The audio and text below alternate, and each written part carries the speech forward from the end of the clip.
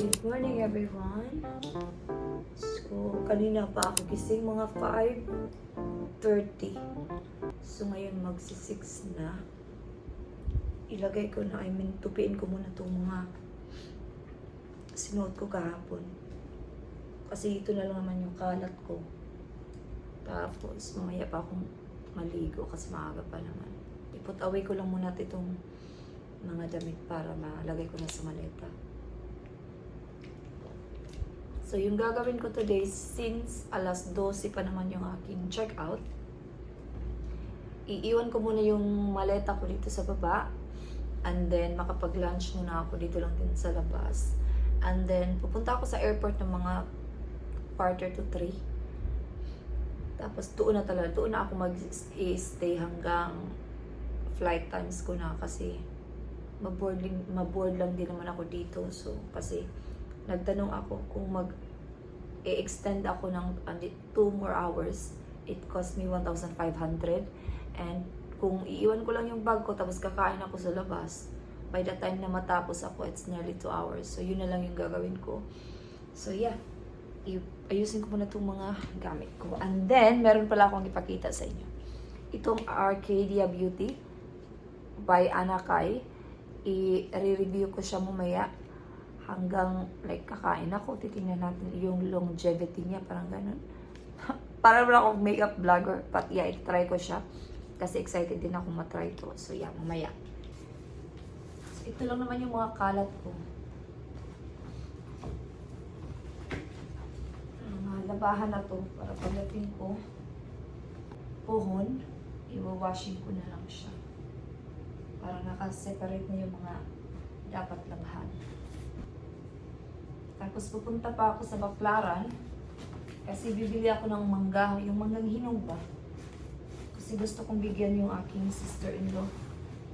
Kasi kagabi nung pumunta ako sa Ayala, naghahanap ako ng mga prutas ba, wala daw. So, sa Baclaran marami naman yan dyan sa labas lang. Pupunta ako mamaya pag natapos akong kumain at saka nakaligo na ba. Yan. Ito yung aking chinelas. Ilagay ko din siya dito.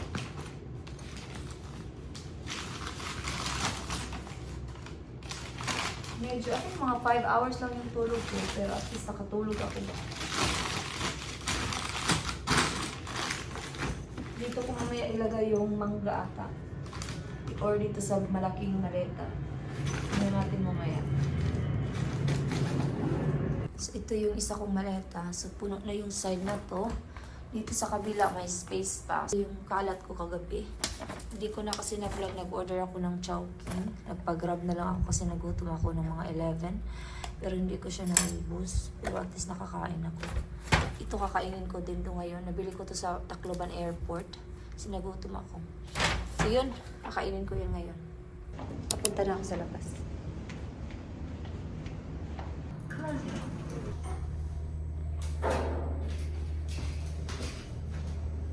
So, nakabalik na ako guys sa hotel. Ngayon is kakain na ako kami kasi medyo nagutom na ako. Pumili na ako sa Jollibee ng 1 piece ng burger steak at saka isang kape. Siya, konti lang. 1 piece lang yung binili ko. Kasi kakain na naman ako mamaya sa lunch bago ako pupunta sa airport. At saka nakabili din ako ng mangga. Pumunta ako sa Baclaran. And yung binayaran ko is 220 pesos sa apat. And pumunta din ako sa Watson. Bumili lang ako ng mouthwash. At saka Omega. Ito yung mouthwash ko na binili ko. Kasi kailangan ko yung ilagay sa bag para mamaya sa aeroplano. Then bumili din ako nitong vitamins na ascorbic acid dito. So yan. Ilagay natin yan sa bag after kong kumain. Meron din. Ay, thank you. Mayroon pala silang coffee mate para sa aking kape at saka sugar. So yeah, kakain muna ako guys at ako'y magbabalik. So nampak ko na siya lahat. Ayan. Tapos ito, ang bigat niya. Pero okay lang kasi 35 kilos naman ako lahat. Grabe ang bigat. So ready na natin yan dyan.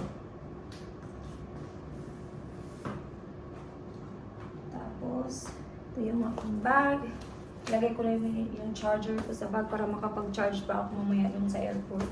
Iwanan ko na lang to. Gusto ko siyang dalhin kasi magagamit ko pa naman siya. So, tingnan nyo. Nasira kasi to. Parang nalaglag to ni Kira nung naglinis kami ng makeup ko.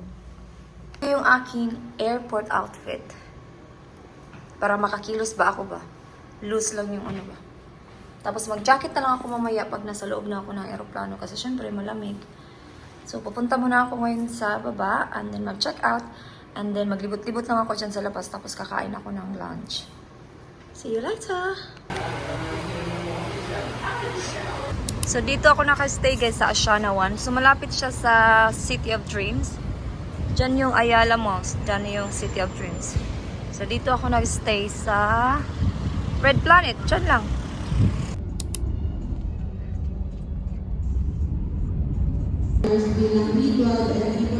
So, papunta na ako ngayon sa aking gate 1110. Tapos yung boarding is 5:35.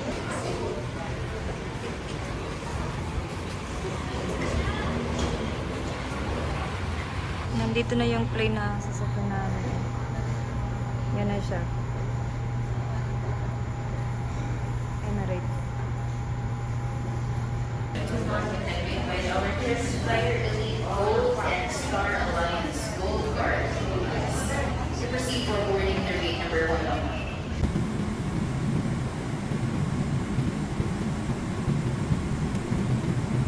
Nandito na ako ngayon sa Dubai.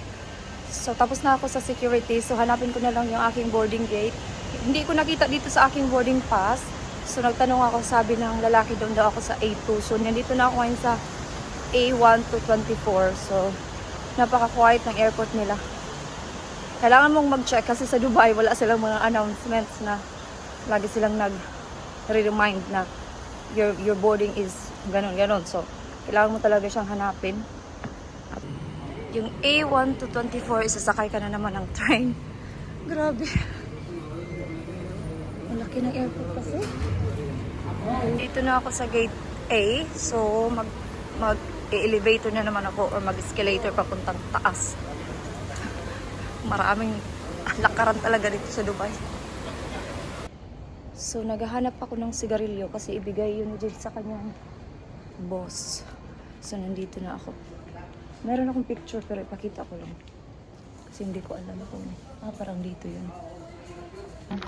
Kasi yung binayaran ko is 21 pounds na ginamit ko lang yung aking card. So, nandito na yung aking gate A2. Pero meron pa akong 2 hours bago yung next flight. So, siguro maglakad-lakad lang muna ako, no? Busog pa naman ako kasi kumain ako sa last na meal ba. So, hindi ako gutom. So, nakaupo lang ako ngayon dito pero parang gusto ko maglakad-lakad pa. Medyo inaantok na ako kasi diba pa-morning pa lang sa Pinas. Ay, gusto ko lang matulog pero hindi kasi ako makatulog talaga sa mga flight talaga as hindi ako makatulog. I mean, nakaidlip ako kanina pero mga 2 hours ata yun paputol-putol.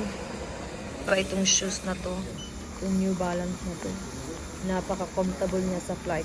As in, napaka-soft. Wala akong nafe-feel na masakit.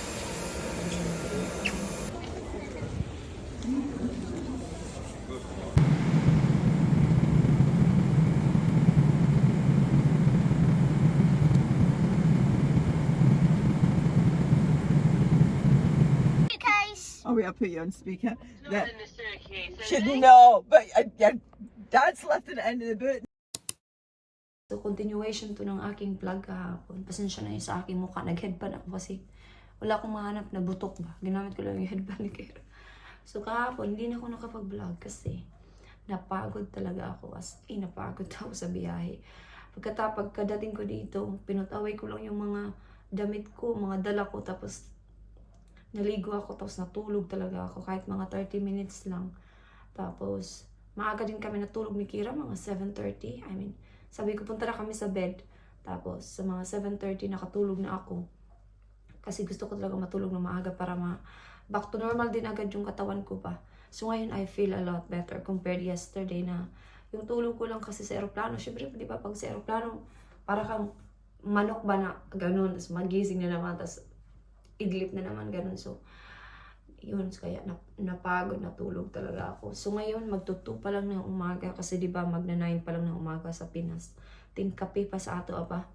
Breakfast time sa Pinas. So ako din is nagtimpla ako ng kape. Tapos, kain akong tinapay. Balik muna ako sa bed kasi doon ako magkape kasi maaga pa. And i-update ko na lang kayong mamaya sa ibang vlog na lang kasi gusto ko lang mag end sa vlog na to. So yeah, so nandito na ako ngayon sa England. I'm back to the UK na. I'm back to my normal life. And I am going back to work sa Friday na ako mag-work, and then 4 hours lang naman ako sa Friday. It's good kasi para yung katawan ko ba back to normal din. So yeah guys, so thank you so much guys for watching this vlog, and I hope to see you guys on my next one, which is I have a vlog na scheduled na for maybe Wednesday, yeah, or Thursday. So yun. So thank you so much guys for watching. Bye bye.